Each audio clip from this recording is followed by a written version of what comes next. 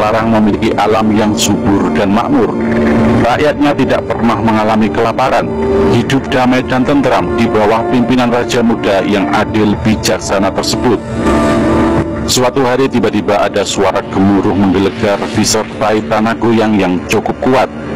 Rakyat Sumedang Larang sontak merasa kaget dan lari berhamburan keluar rumah menuju tempat terbuka.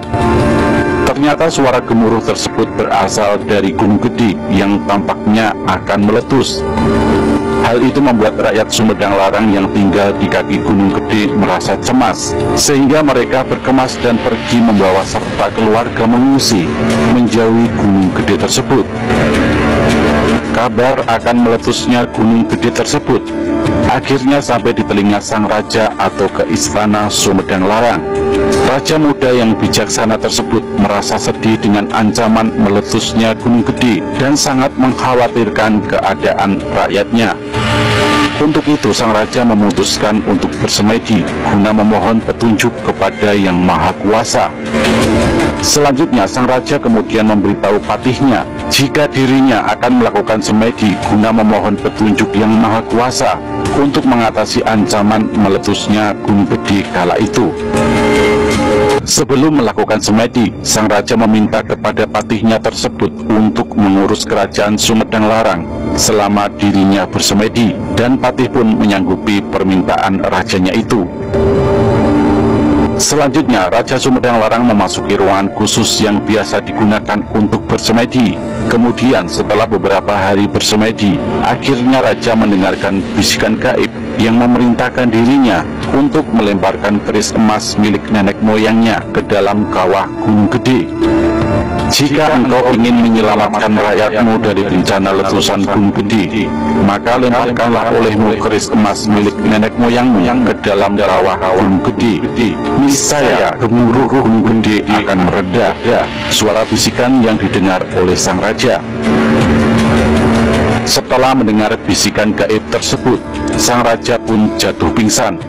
Merasa khawatir dengan kondisi raja karena telah beberapa hari tidak keluar dari ruangan semedi. Prajurit penjaga memberanikan diri memasuki ruangan semedi dan mendapati sang raja pingsan. Prajurit kemudian membawa raja keluar dan segera memanggil patih dan para tabib istana. Beberapa lama kemudian raja pun sadar dari pingsannya. Raja langsung menyampaikan pada patih bahwa ia harus menuju kawah Gunung Gede untuk melemparkan keris emas milik nenek moyangnya. Aku harus segera menuju kawah Gunung Gede dan melemparkan keris emas milik nenek moyangku agar gemuruh Gunung Gede reda, kata sang raja. Meski sudah dilarang oleh patihnya untuk melakukan perintah dari bisikan gaib tersebut karena dinilai membahayakan keselamatan sang raja, namun sang raja memastikan jika perintah tersebut harus dilakukan oleh dirinya sendiri untuk keselamatan rakyatnya. Tidak bisa, harus aku yang melakukannya sendiri demi menyelamatkan rakyatku dari bencana ini. Aku sudah merelakan nyawaku untuk menyelamatkan rakyatku, ucap sang raja. Akhirnya dengan menunggangi kuda, raja pergi ke puncak Gunung Gede. Berbagai rintangan dilalui raja dengan gagah berani. Hanya satu yang dipikirkan raja saat itu, yaitu keselamatan rakyatnya, rakyat Sumedang Larang. Setelah tiba di puncak Gunung Gede dengan susah payah, sang raja mendekati pinggir kawah dan melemparkan keris emas milik nenek moyangnya tersebut. Dan keajaiban pun terjadi. Kawah Gunung Gede yang tadinya bergolak berangsur-angsur menjadi tenang. Suara gemuruh pun tidak terdengar lagi. Raja bersyukur petunjuk itu ternyata benar. Pengorbanan raja mendaki Gunung Gede terbayar sudah. Dan setelah memastikan kawah Gunung Gede sudah aman, akhirnya raja kembali ke istana kerajaan.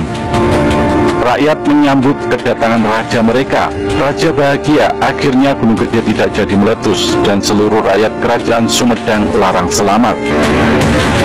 Sejak kejadian itu, Gunung Gede dirubah namanya menjadi Gunung Tampomas karena kawahnya menerima keris emas milik nenek moyang Raja Sumedang Larang.